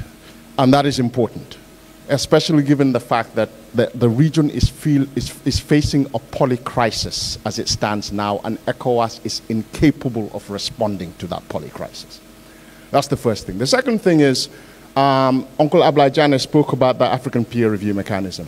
I don't know why, for the life of me, why ECOWAS and the AU for once do not cooperate in elevating our Pan-African treaties and our Pan-African mechanisms and normative frameworks, particularly the APRM, in order to shepherd through a justifiable and equitable transition of these military states, because they cannot stay military forever. And the third and final point is what we are doing here today. It's a good thing for us to continue to dialogue, but dialoguing in Dakar alone is not enough. We have to dialogue in every West African state if we are to hear the voices of the citizens that we think should drive this integration project, which is now being faced with a crisis of disintegration after 50 years of it being established. Thank you. Merci beaucoup. Allez-y. Thanks. I think what I could just say is that most of the people there are also practitionalists. It's different from the academic. I'm happy for that. But the same strand goes through the five, which I want us to take from this meeting. One, the ability to transform some of these, our framework, into tangible enforcement of democratic norms, and adopting a strategic blend on both diplomacy and coercion. Not that ECOWAS has not used it. I don't want to go into it, as my brother said. We use it. I was there 18 years and director of political affairs. I know the difference between the issue of sovereignty and supranationality. We have not got to that stage. There are occasions I use all languages, fact-finding, mission, all those ones. I don't want to go into. Then there's the reimagining or rephrasing this issue of sovereignty and strengthening of the institutions. And one of the advocates in ECOWAS during my stay, that if the institutions in the states are well equipped, then there's no job for us. That's what we did in Burkina Faso. We used the civil society, we used OSIWA, we used CDD. I told them, because I work in CDD London, at International Alert, I know what we did when we came. So, and then the two other issues which runs through is the, whether we like it or not, this APRM is one of the formula I said, when I get back, even I will call Baba Gawan and Co, all of them, to see them. I'm not boasting. I mean, 18 years with them is. So APRM really worked. Guys there, I did it once or twice for them. We need to copy, drawing lessons from AU. That needs to go into this, our communique or whatever. So then the two, rooting its legitimacy in the citizen engagement. Once we have these institutions in the state and it's strong, then the people, the civil society, you have a job to do. You remember, I know ECOWAS cannot do it. The head of state are not ready to open the Pandora box. That's why I like ECOWAS above other regions. His friend, Chambers, when I came, that's one of the things I said. I said, civil society, what we did in CDD London, even those in power here, they cannot do it. Yes. So CDD and others, Wademos, we are using them. WANEP. So they help us. They help us in Burkina Faso, let me tell you. Because we go by the side. Ndogo was here and co. So that's the way forward. We know head of state are far ahead, more than the organizations there. That's another issue for another day. Thank you. They think far ahead than with the technocrats. Whether third term, fourth term. I don't want to go into the epistemology, but I know it. Merci, merci beaucoup. Donc, merci pour les différentes contributions. Je pense qu'on termine, donc ça nous reste 9 minutes. Merci donc de réagir, chacun 1 minute 50 secondes, s'il vous plaît. Allez-y, Fatou. Oui, je pense que tout le monde l'a dit. Nous avons besoin vraiment d'un changement de paradigme. Et pour ce faire, je pense qu'il y a un certain nombre d'éléments qu'il faut regarder. La mise en œuvre, on doit se prendre au sérieux. On a les normes qu'il faut, qui ont été adoptées, acceptées pendant plusieurs années par les États. Aujourd'hui, ce que nous voyons, c'est que ce sont ces mêmes États qui remettent en question les normes africaines, que ce soit au niveau de l'Union africaine qu'au niveau de la CEDEAO. Un autre problème, il faut revoir notre relation avec la loi. Aujourd'hui, on a tous ces processus constitutionnels. Je viens de la Gambie. Après les changements, tout le monde s'était mis d'accord qu'il fallait une constitution. Nous avons fait une étude avec Afrobaromètre récemment et la majorité, plus de 75% des Gambiens veulent une nouvelle constitution. Mais les autorités traînent les pieds parce que la constitution actuelle, plus ou moins, arrange parce qu'il n'y a pas de limitation de mandat. Je pense qu'il faut vraiment qu'on mette le citoyen au cœur. Mon frère Ojo a parlé de l'Europe, je pense quelqu'un d'autre. Moi, quand j'étais étudiante, je faisais le droit international européen. Quelqu'un nous disait la construction de l'Europe, après toutes ces guerres, c'est basé à un moment donné sur l'économie. Il faut des économies fortes, intégrées.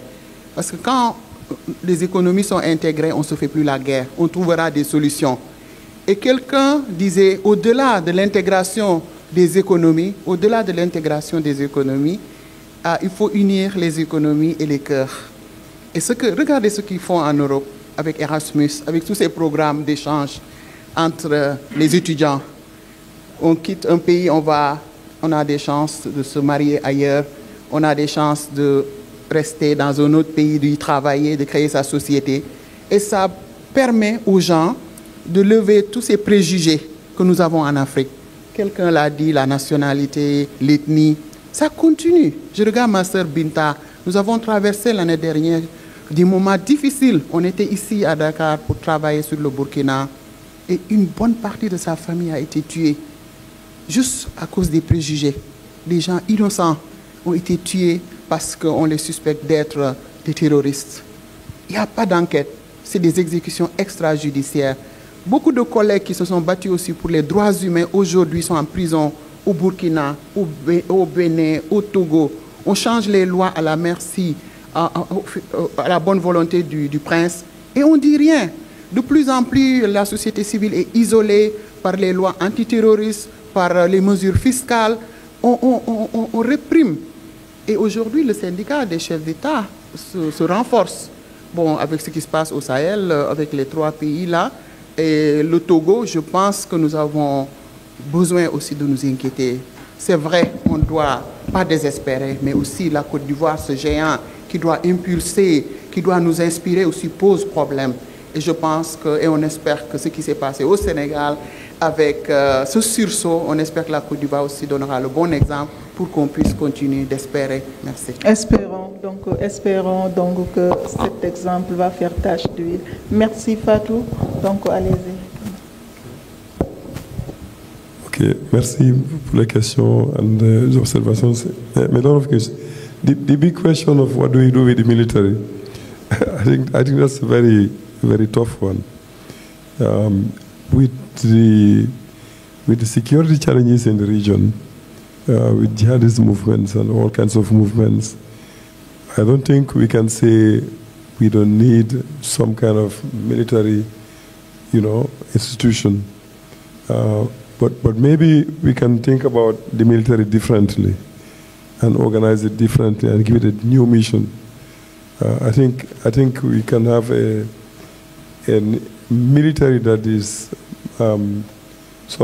steeped in democratic values and that is more respectful of the values that we share, but whose role is not to brutalize people or to suppress them, and they have no foreign wars to fight, but so long as we have this insecurity with jihadist movements and so on, I think you need to be able to confront it. But together, I think it should be organized. There's a way of the countries thinking together how to deal with the military challenge, I would say. But it's a completely new retort to military, I think, a new founded one. The second thing is, sur la question de genre, comment traiter ça? Et je crois que ça, c'est une question qui est tellement fondamentale qu'il faut prendre à tous les niveaux, en fait. Il faut le prendre à tous les niveaux et le prendre sérieusement, pas quelque chose qu'on ajoute une fois que tout a été décidé, ou parce qu'on a un ministère qui s'occupe des femmes et des enfants, et puis on pense que c'est réglé. Je pense qu'il faut être beaucoup plus sérieux, quoi. Et il y a des exemples, il y a des avancées. Et c'est vrai qu'ici au Sénégal, avec les luttes qui ont été menées et la clairvoyance à un moment donné qui a prévalu, il y a eu des lois intéressantes sur la parité qui ont quand même fait une différence, qui ont permis d'avoir une forte représentation des femmes au Parlement et puis un changement au niveau de la législation, y compris sur des questions aussi importantes que l'autorité parentale, etc., quoi. Donc, il y a des choses qui peuvent changer à ce niveau-là, mais il faut que ça soit pris également de manière pédagogique dans les programmes pour que les gens soient socialisés différemment par rapport à cette question de genre-là. Le patriarcat, c'est plus qu'une idéologie. C'est tellement fort et tellement bien ancré, tellement profondément ancré à plusieurs niveaux, que ce n'est pas avec des mesurettes qu'on va changer ça. C'est une lutte de très longue haleine et il faut un sacré courage pour pouvoir y arriver. Mais avec tout ça là, je pense que mieux les femmes sont organisées pour faire avancer la lutte, plus ce sera facile. C'est une question de pouvoir. Les hommes ne vont pas céder leur pouvoir facilement. C'est la réalité. That's how power. Mais bien sûr, but that's how power works. Nobody gives power, voluntarily. I mean, empowerment, c'est quelque chose que les gens se donnent. Il peut y avoir des mesures qui favorisent, il peut y avoir des dirigeants éclairés qui peuvent faire. Mais mieux les femmes sont organisées, mieux ce sera et plus que ça avancera. Je termine sur juste une dernière chose. I think, Jegan, what you were saying about the frameworks, I think is very, very important. We have extremely important frameworks at every level, at the ECOWAS level, continental level. Our problem has been implementation. This is an African story. It is everywhere. At the AU, many of our regional organizations, we have beautiful instruments. We have texts, conventions, charters of the best kind. Actually, you may even say we don't need any new text, right? We have enough to work with, right? We have enough to work with, but we don't put them into practice. This is a serious, serious issue, and I think it's something that we should take up much more frontally and make sure that what ECOWAS tries to do is in line with also what exists at other level. But we have beautiful instruments already. I don't say we don't need any more, but we definitely have a lot to work with already. I think the ECOWAS Parliament, I am in complete agreement with you. It shouldn't be a nicety to say we have a parliament where indirectly people are elected to go, and then, but if you want to bring the debates about the region to the household level, to the community level, then you have direct elections to these institutions. And I think that's the quickest way of making sure that the debates become household issues. Secondly, you need to have norms and rules and regulations coming out of that institution that are enforceable, that people have to respect. I mean, I spend time in Europe where the biggest thing people think about all the time is what we are doing in line with the European norms for this or that. For everything, quality, security, this and that, everything there are the norms. If you don't meet the norms, your thing is cancelled. It just doesn't go through. So you have to have an inspection mechanism, a mechanism of enforcement, and those norms are determined at the collective level. And one of the best institutions for doing that is to have a parliament that is functional, that is elected directly by the people, and that also carries the concerns of the people, up to the commission level. Well, thank you again. Thank you very much. I think one more critical institution that we need to unpack and find a better configuration around it should be the political parties, in addition to the military. Because we are seeing a decay of our political parties, and the interest seems to be, it seems not to be aligned with citizens' expectations. So political parties are spending a lot of money contesting elections, a lot of monetization of our politics, and as a result of it, it's really diverting the values of governance and all that, and fueling corruption. So as we are having a conversation around the military, I think we should also look at political parties as well. Then the issue of solidarity, which I wanted to earlier expound. Looking at the dwindling safety nets and protection for our governance mechanisms, a lot will depend on citizens to rise up and actively engage in the democratic processes. And this is where I commend the ECOWAS youth clubs. At least any future ECOWAS should recognize an ECOWAS day, a day that we set aside to discuss, if you are going to have a revised treaty, to discuss the new treaty, talk about ECOWAS, and domesticate ECOWAS in our member states. I want to conclude by saying that ECOWAS led, the sub-region led the third wave of democratization, and we witnessed power alternation in the early 2000s. In 1999, I think Nigeria, Ghana. So we made some good progress, and there are lessons, but what we are witnessing is complete backsliding. We should leverage the lessons from the third wave of democratization to influence any future design of our sub-region. Thank you very much. D'accord.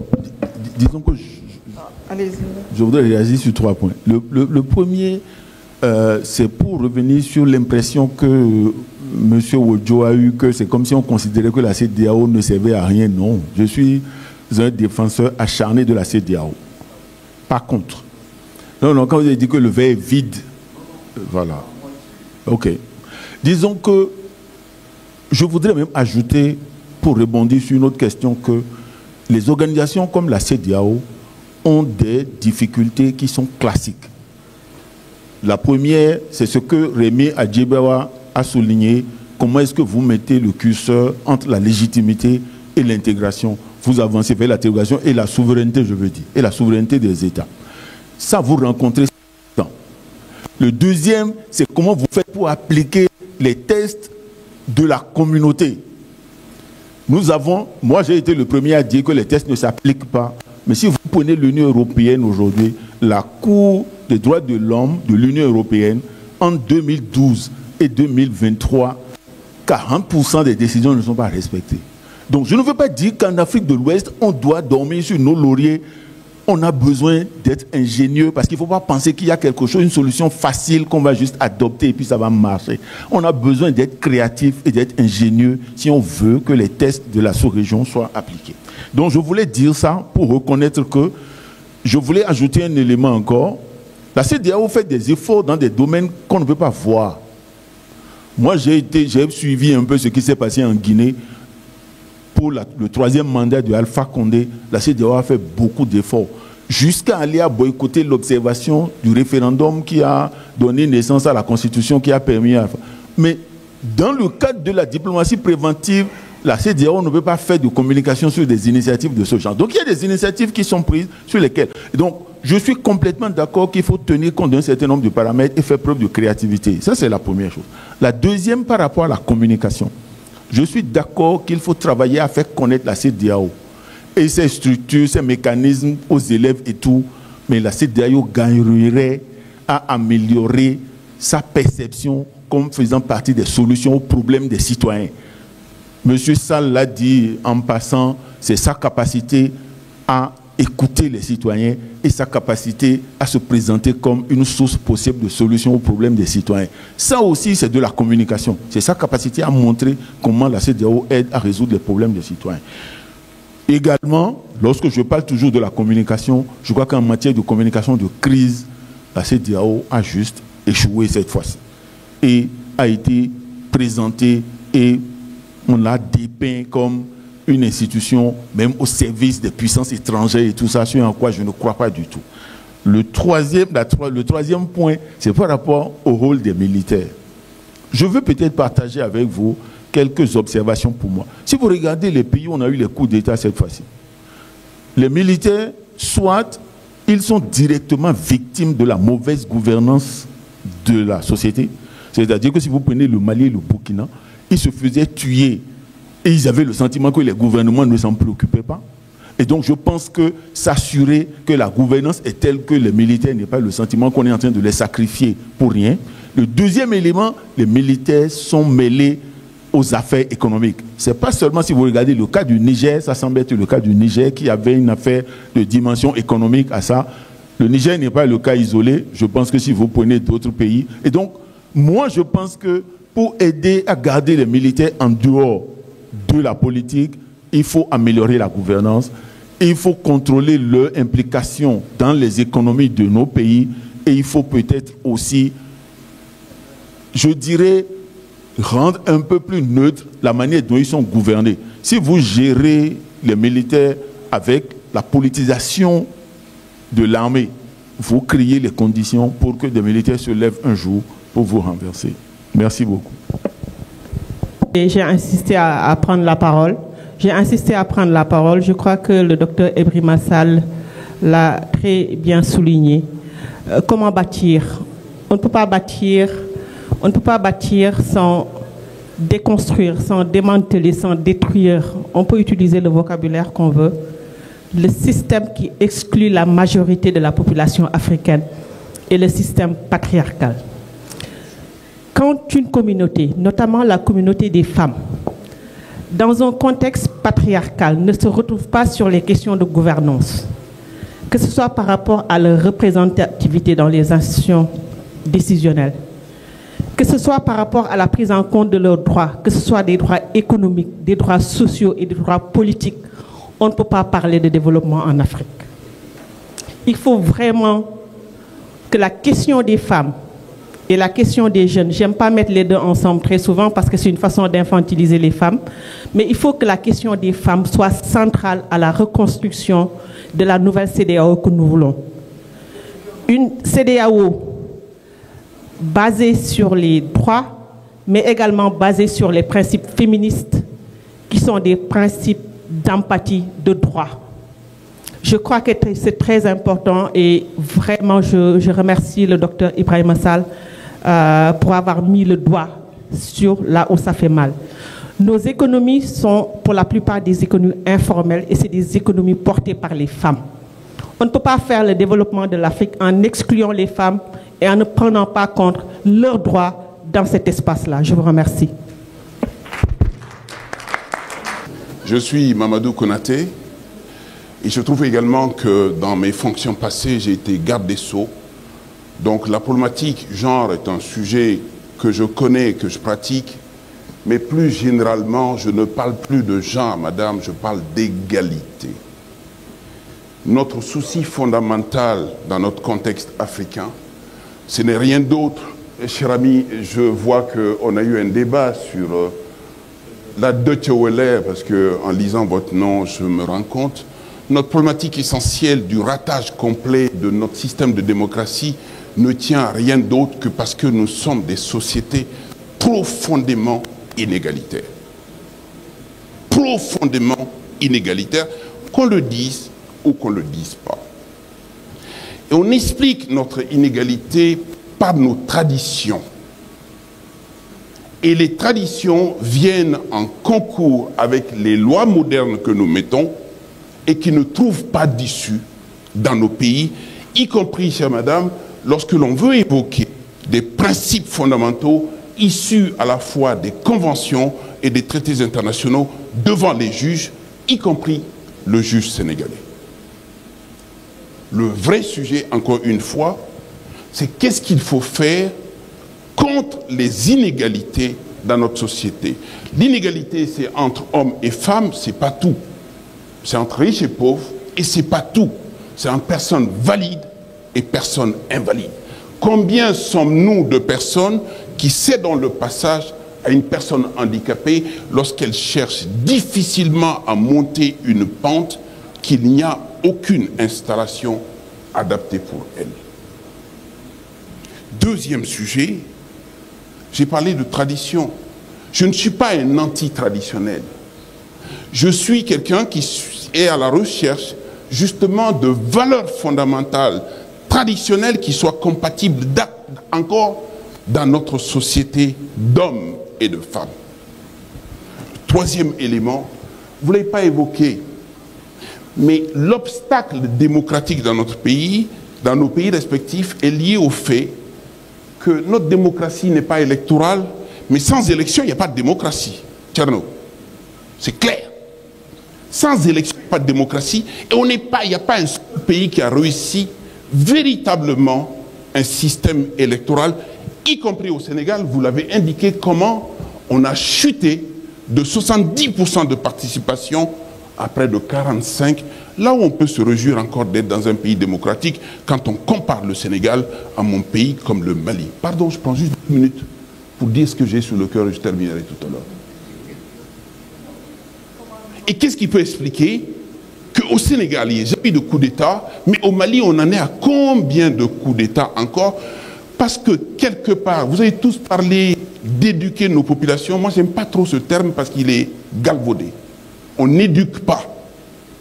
Il faut pousser les gens à être capables de prendre conscience de ce qui les intéresse. Quand on parle de droits humains protecteurs des gens, il y en a qui renoncent à cela. Juste un exemple. Garde des Sceaux, j'ai assisté pendant 18 mois que j'étais au ministère de la Justice à 4 cas de situations dramatiques dans un couple où des hommes utilisent des armes contre leurs femmes et les tuent. La première qui a été tuée, j'ai pris une circulaire à défaut de revoir le code pénal de fond en comble pour dire que c'est non seulement un crime, mais c'est un crime d'autant plus abominable que même s'il y a un retrait de plainte qui émane de qui, Fatou? Qui émane des femmes et de la famille des femmes. Une femme battue, dont le mari est traîné au commissariat de police, gardé à vue, ce sont les femmes qui viennent pour demander au commissaire, relâchez-le. Comment voulez-vous que l'on avance, même si on durcit les lois, le psychique et le mental des gens, notamment des femmes, est tel qu'on ne peut pas avancer. Et c'est aussi ça le drame, parce qu'on ne réussit pas nos lois, parce qu'on ne réussit pas nos élections, nous avons une démocratie qui est bancale. Dernier point, nos institutions. Franchement, à la CEDEAO, on peut tout faire. J'entends souvent parler de CEDEAO des peuples. C'est quoi la CEDEAO des peuples?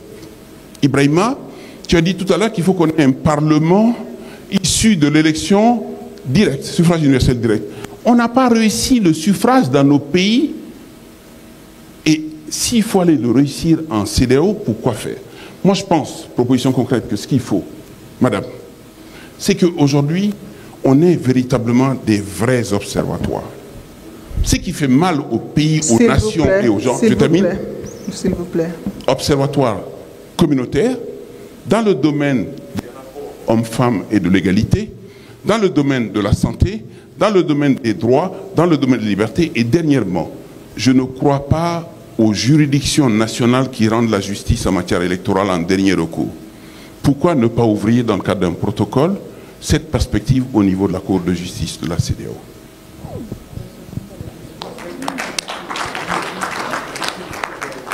Oui, bon, moi, au nombre des libertés fondamentales, je me présente d'abord, je suis Mamadou Ndiaye, je suis modérateur d'une séance hier, mais en même temps aussi dans la vie, je suis directeur de la communication et du numérique du groupe E-Média, dont je suis le membre fondateur. Donc dans les libertés fondamentales, il y a une liberté peut-être quand même qui est souvent tue, ou en tout cas on n'en parle pas assez souvent, c'est la liberté d'entreprendre. Regardez dans la salle ou dans toutes les salles où il y a les panels, les chefs d'entreprise ne sont pas présents. Parce qu'ils n'ont pas le temps à consacrer autant de temps dans des réunions où les résolutions ne sont pas prises, ou si elles sont prises, elles ne sont pas appliquées, ou des trucs comme ça. Moi, je pense qu'il faut moduler un peu dans vos types d'organisation pour essayer quand même d'écouter aussi les chefs d'entreprise. Parce que quand même, puisque c'est des Africains, ils vivent les mêmes situations que vous, mais peut-être il y a une particularité chez eux qu'ils pourraient partager avec certainement les activistes, les lobbyistes et tous les droits humains qu'il y a. Parce que le droit d'entreprendre est un droit fondamental. Il y a des femmes sénégalaises qui ont commencé maintenant à emprunter un chemin qui les mène jusque vers le Ghana, jusque vers Togo. Mais tout le long de leur cheminement, elles sont menacées par des individus qu'elles n'arrivent même pas à identifier. Des femmes togolaises également font le mouvement inverse. Des femmes maliennes, par exemple, des femmes mauritaniennes, ainsi de suite. Mais regardons toutes ces femmes qui ont des initiatives, qui veulent entreprendre, qui veulent sortir de leurs frontières pour aller vers d'autres pays où il y a des opportunités. Mais si maintenant des couloirs ne sont pas organisés pour les sécuriser, pour au moins quand même il y ait plus d'enrichissement, qu'il y ait plus de valeur ajoutée, plus de croissance, parce qu'elles en sont porteuses, il y a probablement également une liberté qui est bafouée, et c'est le temps justement de poser cette question-là ici. Je vous remercie. Vous pouvez en profiter pour vraiment dire votre dernier mot. Oui, dernier mot, ici peut-être. Je n'ai pas de dernier mot encore. Le combat est encore long. Non, en fait, je pense que la liberté d'entreprendre, c'est comme toutes les autres libertés. Et on ne peut pas imaginer une intégration régionale qui se fait à l'absence de ce que les entreprises peuvent faire et ce que l'entrepreneuriat pourrait faire. Ça, c'est impensable. Donc, je pense que c'est un élément important. Mais l'imaginer dans toute sa complexité. C'est les grands entrepreneurs qui veulent entreprendre, mais c'est également les petits entrepreneurs, c'est les micro-entrepreneurs, c'est ceux qui opèrent dans le formel, qui veulent gérer des business pour pouvoir se tirer d'affaires. Donc c'est toute cette dynamique-là qu'il faut voir et sa complexité. Un mot sur ce qu'on disait tout à l'heure, Konaté. Je pense qu'on n'a pas... Quand j'ai parlé du Parlement de la CEDEAO et du Parlement qui ne fonctionne pas au niveau national, ce n'est pas l'un ou l'autre. Ce n'est pas l'un ou l'autre. Ça doit fonctionner à tous les niveaux. Ça doit fonctionner à tous les niveaux. Mais puisqu'on parlait de la région, et ce que je dis simplement, c'est que pour que la région fonctionne, il faut que les institutions régionales, qui existent déjà, qu'on les prenne sérieusement, qu'on les fasse fonctionner véritablement. Je crois que ce débat est important. Il faudrait, et Jégan le disait tout à l'heure là, ce n'est pas un débat mené dans ce cadre seulement, et je pense qu'on a réglé le problème. Je pense qu'il faut continuer la conversation. Mais moi, ce qui nous invite, et c'est le dernier mot que je vais dire ici, je pense que ce que je nous invite à faire, c'est d'être beaucoup plus osé dans la manière dont on envisage les questions, et autonome dans la manière dont on les envisage. Et c'est pour ça que je disais tout à l'heure que l'Occident n'est plus une référence pour nous. Il bafouille les principes qu'ils sont censés les avoir, qu'ils ont inventés pour une part, et qui sont censés gouverner le monde. Toutes les questions de démocratie, droit de l'homme, droit international, là, tous les jours, on voit des preuves que, en fait, ils s'en fichent complètement. Mais nous, ce qui nous intéresse, c'est nos intérêts et les intérêts stratégiques de notre continent et de nos populations. Il est temps que les Africains se ressaisissent et que l'on sache réfléchir ensemble et imaginer un autre futur pour nous et nous mettre à réinventer les institutions. Je suis bien d'accord qu'il faut des observatoires, il faut trouver les moyens de faire fonctionner les institutions qui existent et inventer même d'autres mécanismes qui n'existent pas. On n'a pas fini d'imaginer les possibilités de lutte, des possibilités d'organisation. Mais ça ne fonctionnera pas que quand on prendra en compte tous les paramètres. Je suis d'accord, la question de la société inégalitaire, c'est tellement vrai. C'est tellement vrai qu'il y a des dimensions de ces inégalités-là auxquelles on ne pense même pas. Il faut vous dire que dans nos populations, il y a encore des gens qui sont des esclaves. On a encore des esclaves dans nos sociétés, ici en Afrique de l'Ouest, et qui se comptent par centaines de milliers de personnes, sinon par millions. On a des gens, simplement parce qu'ils sont accusés de sorcellerie, ils sont exclus, ils forment des villages au Burkina Faso ou ailleurs. Il n'y a jamais à trouver à un moment donné, il a eu l'idée d'aller faire la chasse à la sorcellerie, il a soumis... Non, c'est un grand problème. Il y a beaucoup de populations qui sont discriminées parce qu'ils sont des castes dites inférieures, ou parce qu'ils sont d'origine esclave, ou parce qu'ils ont les propriétés d'autres personnes encore aujourd'hui. Et ça, on n'en parle même pas. On fait semblant que ça n'existe pas. Et on ne peut pas comprendre ce qui se passe dans certains pays, y compris une partie du Mali aujourd'hui, si on ne tient pas compte du fait que ces problèmes d'esclavage et d'inégalité, profondément enracinés dans la société-là, il faut la prendre en charge. Il le prend frontalement. Et voilà, je vais en rester là pour dire seulement que Cabral le disait, Amilcar Cabral, il faut qu'on sache penser par nos propres têtes. C'est-à-dire que regarder le monde avec nos propres yeux, réfléchir à partir de là où nous sommes, et en toute autonomie. Et en toute autonomie, imaginer un futur qui nous convient et qu'on va façonner nous-mêmes. Et ne pas dire qu'on va adopter tel modèle ou tel modèle. Voilà, merci beaucoup. I also did share my closing remarks, but if I may just add 1 or 2 points. I think we need to identify our Pan-African identity. And I say this because we are too much dependent on the Western world. And if there is any minor shocks, it destabilizes our economies. If you look at what is happening within the global arena at the moment, there is no way that we should put our hopes in the West as coming to solve our problems or to help us move out of poverty, unemployment, and address our human security issues. We need to look within and do more trading among ourselves. If you look at the data, for example, intra-African trade is around 13%. We should leverage on our common resources and trade so that we can improve and enhance our economies, and through that, regain and rebuild trust for the young people. Otherwise, there wouldn't be any hope for the next generation. Thank you very much. Je pense que tout a été dit.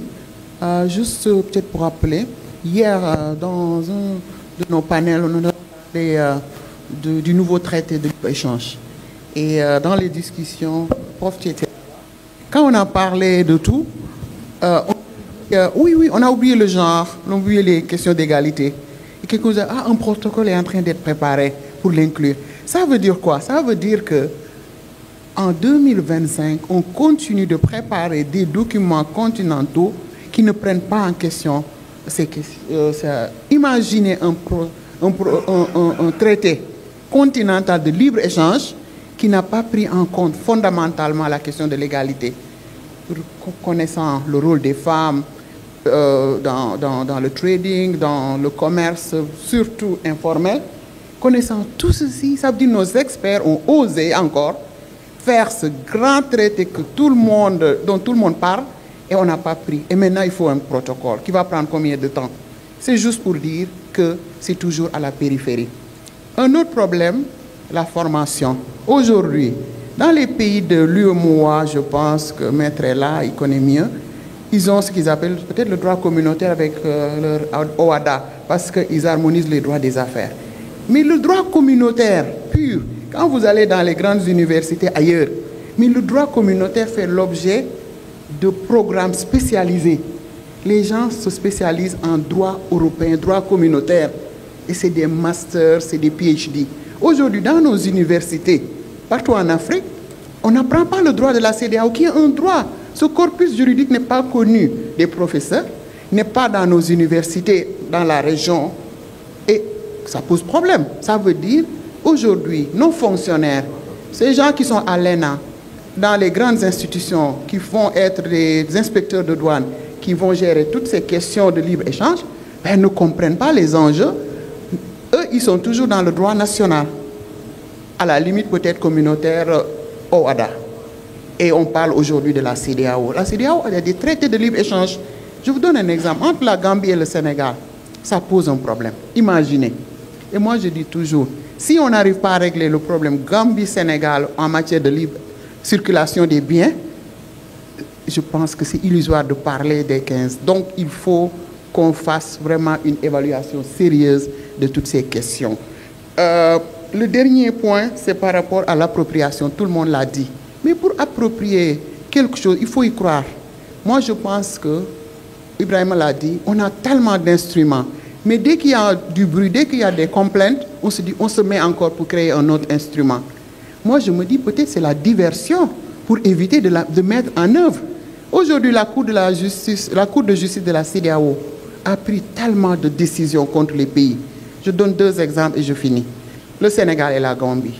Pour la Gambie, le pays a accepté partiellement presque toutes les décisions contre les droits humains parce que c'était avec l'ancien régime. Mais qu'est-ce qu'ils ont fait? Ils ont choisi de mettre en œuvre ce qui les arrange. Ça veut dire on donne des compensations. Vous savez, c'est facile ça. Mais lorsqu'il s'agit de faire les autres parties, c'est-à-dire les réformes, les pays traînent les pieds. Et là, si vous regardez toutes ces décisions, non seulement la Cour de justice dit souvent, vous faites des réformes sur tel ou tel point, mais aussi vous donnez des compensations ou pour les préjudices par rapport aux victimes. Pour le Sénégal, bon, tout le monde sait, toutes les décisions politiques que la CEDEAO, le Sénégal ne met pas en œuvre. Et si les pays refusent de mettre en œuvre les décisions de ces instances, ça pose problème. Et regardez le Bénin, les autres pays se sont retirés de la Cour de justice. Je pense que ton pays aussi, mon ami, on en parlera. Ils ont retiré la possibilité aux citoyens d'ester en justice devant la Cour africaine. Le Bénin l'a fait parce qu'il y a eu une décision qui n'était pas en leur faveur. Et qu'est-ce qu'ils ont fait en riposte?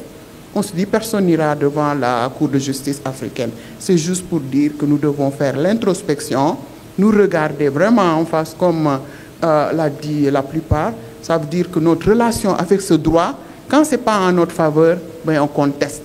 Et malheureusement, on conteste nos propres mécanismes. On parle de néocolonialisme, on parle de tout ce qui nous est imposé, mais malheureusement, tout ce que les experts africains ont produit pendant ces dernières 3 décennies, notre oncle est là, qui a été vraiment la cheville ouvrière de tout ce programme NEPAD avec la révision de la charte de l'OIA qui est devenue l'acte constitutif et tous les éléments dérivés de ce processus. Tout le monde était enthousiaste en 2000 quand tous ces mécanismes ont été mis en place. On se disait que Africa will revive, Africa will rise. Et tout le monde était content de voir tous ces mécanismes. Et finalement, qu'est-ce qu'on a fait? On les a rangés dans les tiroirs. Aujourd'hui, on nous parle du passeport africain. Il n'y a que 4 pays qui donnent accès. Rwanda, Bénin, Gambie et je pense Seychelles. qui donne libre accès à tous les Africains de pouvoir circuler. Nous, encore, on a la chance, dans l'espace CEDEAO, de pouvoir librement circuler sans visa. Mais imaginez ce traité-là dont on nous parle, libre-échange. Qu'est-ce que cela va devenir? Nos droits des sociétés ne sont pas harmonisés. Nos systèmes juridiques ne se parlent pas. On a toujours anglophone, francophone, lusophone. Et aujourd'hui, les cadres existants, les États refusent et systématiquement de les mettre en œuvre. Et personne n'y peut rien. Et là, les médias. Aujourd'hui, on a une déconnexion de nos médias avec ce qui se passe dans la sous-région. Nos médias africains aussi sont tellement dans le quotidien avec les faits divers, avec la politique politicienne et les grands enjeux de ce monde aussi. Nos médias ne s'y préoccupent pas. Je pense que ça aussi, c'est le maillon un peu faible à cause de sa captation, des manques de moyens. Mais je pense que aussi les médias des années 2000 ont perdu vraiment de leur aura. Donc je pense que c'est aussi un aspect qu'il faut regarder. Merci. Bon, je voudrais revenir sur l'une des propositions de M. Konaté, à savoir l'idée d'avoir comme un observatoire. Mais en réalité, même si ce n'est pas un observatoire, on a besoin d'un cadre où quelqu'un peut suivre les tendances dans la sous-région par rapport à la gouvernance, par rapport aux droits humains. Quelqu'un peut suivre et faire le point, parce qu'au jour d'aujourd'hui, je n'ai pas le sentiment que cela se fait. Moi, j'ai lu les derniers rapports du président de la commission de la CEDEAO, les 6 ou 7 derniers rapports annuels. Ils ne mentionnent que ce qu'ils sont en train de faire. Mais personne n'attire l'attention sur les défis qu'ils sont en train de rencontrer, les problèmes, les tendances qui sont en train de naître, qui peuvent créer des problèmes demain. On a besoin d'un espace pour ça. En attendant de savoir si c'est un observatoire, c'est un organe qui peut être à l'intérieur de la CEDEAO, mais jouir d'une sorte d'autonomie, etc., on peut déjà demander au président de la commission, dans son rapport, de préciser, par exemple, où est-ce qu'on en est avec le respect des décisions de la Cour de justice de la CEDEAO. Tu peux avoir un paragraphe ou deux pour dire, voilà, jusqu'au moment où on parle, c'est 20% qui sont respectés, c'est 30% qui sont respectés. On peut demander de dire, par exemple, quel est l'état. La CEDEAO observe les élections dans tous les pays de la sous-région. Vous devez être en mesure de nous dire périodiquement, voilà l'état du taux de participation dans les pays, voilà, etc. Quelque chose seulement qui attire l'attention, même les présidents en lisant, quelque chose qui attire leur attention qu'il y a quelque chose qui ne va pas, il faut regarder. Par rapport au Parlement de la CEDEAO, il faudra réfléchir à quoi faire, mais pour ce que moi je sais, ils organisent tous les 2 ans des réunions pour évaluer leur propre travail, pour voir comment améliorer. Moi j'ai participé aux 2 dernières éditions. S'il y a une institution qui est exagérément consciente de ses limites, c'est le Parlement de la CEDEAO. Eux-mêmes, en parlant, vous disent directement le degré élevé de leur impuissance au sein de la CEDEAO. Et donc, je pense qu'il y a... Je suis désolé de le dire comme ça. Je pense qu'il y a quelque chose qu'il faut faire avec le Parlement. Je vous remercie.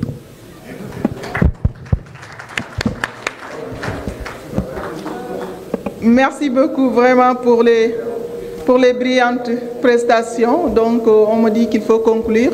Je voudrais seulement nuancer, j'ai vu que vous étiez en train de regarder Fatou. Pour le Sénégal, en tout cas, et la Côte d'Ivoire que je connaisse plus ou moins, on a intégré donc ces matières donc, de droit communautaire à l'université. Moi-même, j'enseigne le droit international, donc l'OADA. Et il en est de même pour également au sein, j'ai des collègues au sein d'Abidjan également qui enseignent la matière. Je parle du droit communautaire. Je parle du droit communautaire. Oui.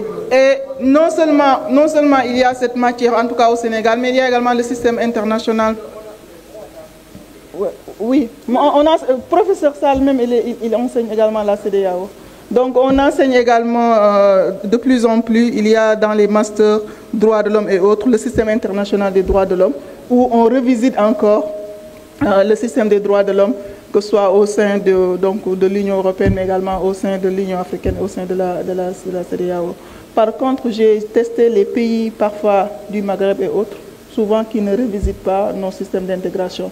Alors que nous, on apprend leur système. Donc peut-être c'est ça qu'il faut harmoniser, peut-être prendre donc les bonnes leçons des pays qui ont déjà expérimenté le processus.